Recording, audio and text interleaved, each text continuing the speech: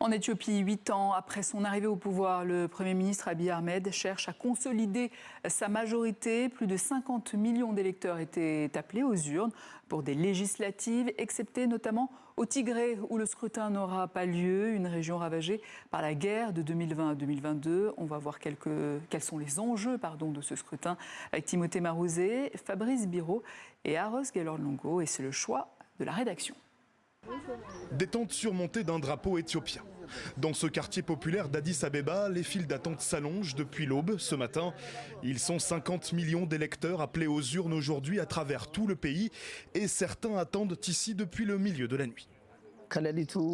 Je suis arrivé au bureau de vote à 4 h du matin. Nous faisons toujours la queue pour voter.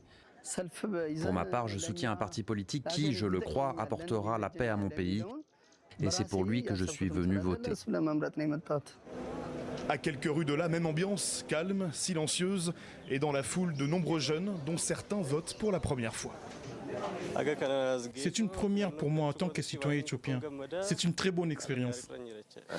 Je suis venu pour contribuer à déterminer le destin social et économique de notre pays, puisque nous traversons aujourd'hui une période très critique.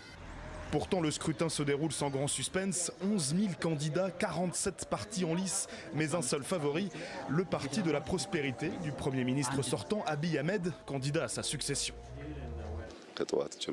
Comparé aux pays d'Afrique de l'Ouest et du Sud ou aux pays voisins d'Afrique de l'Est qui n'ont pas beaucoup expérimenté les processus démocratiques, ces élections aujourd'hui en Éthiopie vont faire progresser la démocratie et vont renforcer la confiance du public envers nos institutions.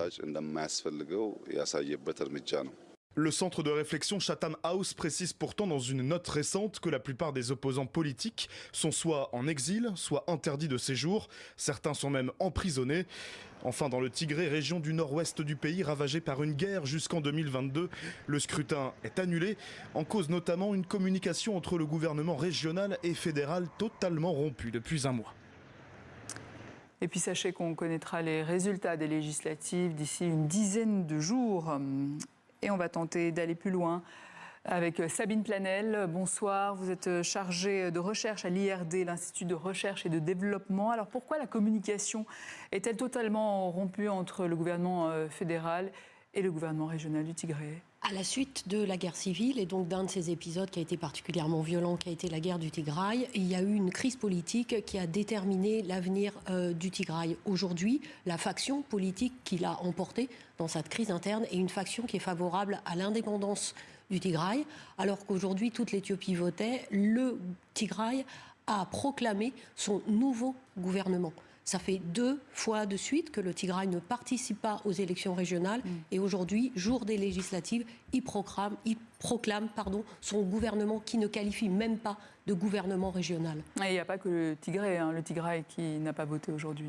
Il y a d'autres régions, d'autres nombreuses circonscriptions. À la moitié de la journée, à peu près, la commission électorale estimait que la moitié des circonscriptions des régions Amhara et Oromo étaient déficitaires. Pour 2 raisons principales. D'abord parce qu'il y a encore énormément d'affrontements armés dans ces régions-là et parce que l'opposition armée originaire de ces régions-là a organisé un blocage, un blackout pour empêcher la bonne tenue des élections. Et que dit cette situation de l'état réel de la réconciliation nationale ? On en est loin. On en est très loin. On est en pleine guerre civile. Il y a encore des fronts actifs de la guerre civile dans des régions périphériques à l'ouest, à la frontière du Soudan. Il y a une instabilité qui va beaucoup plus loin que l'insécurité. On est en pleine guerre civile avec la complexité d'une guerre civile, des fronts bien conventionnels, bien organisés, qu'on arrive à repérer, et des affrontements beaucoup plus localisés avec une diversité d'acteurs armés aujourd'hui qui est considérable. Et par rapport à cette élection, est-ce qu'on peut dire qu'elle est jouée d'avance aujourd'hui ? Totalement.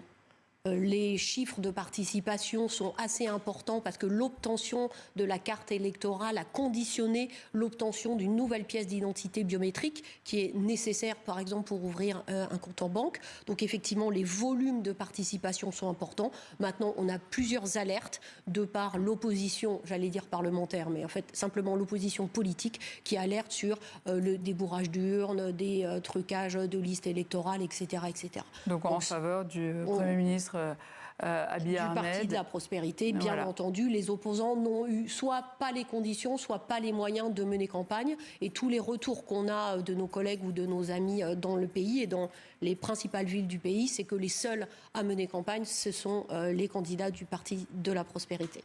Et si on devait faire un bilan économique du Premier ministre Abiy Ahmed depuis 2018, quel serait-il ? Le bilan économique, il a été pour une politique de privatisation de l'économie. Il s'avère qu'en termes de croissance, cette politique a porté ses fruits. Le seul problème, c'est que Abiy Ahmed a complètement arrêté les politiques redistributives qui étaient mises en place par l'ancien régime. Cet arrêt des politiques redistributives a renforcé les inégalités. Dans un contexte de violence armée, vous imaginez un peu la situation. Donc il y a effectivement des richesses qui sont dégagées en Éthiopie, mais qui profitent à un nombre extrêmement restreint. Et si on devait parler des droits humains, son bilan ? Les droits humains, c'est quelque chose qui n'existe pas seulement sur le papier. Pour le dire tout simplement, la justice transitionnelle qui était censée mettre fin à la guerre du Tigray à la suite des accords de paix est complètement à l'arrêt, et de toute façon, elle est censée être pilotée par le gouvernement fédéral qui est, je le rappelle, un acteur du conflit parmi les autres. Donc être jugé partie en la matière et surtout en matière de génocide, c'est quelque chose qu'on n'a jamais vu. Et on rappelle qu'il a été prix Nobel de la paix. Il a été prix Nobel de la paix pour ce qui était en fait un rapprochement militaire avec son allié de l'époque, parce que les alliances ont changé depuis, qui était l'Érythrée.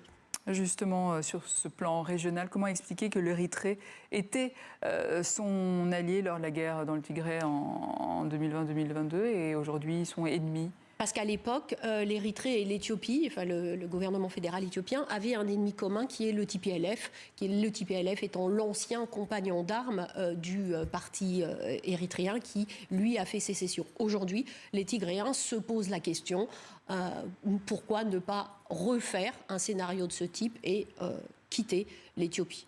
Le génocide ayant largement contribué à cette décision.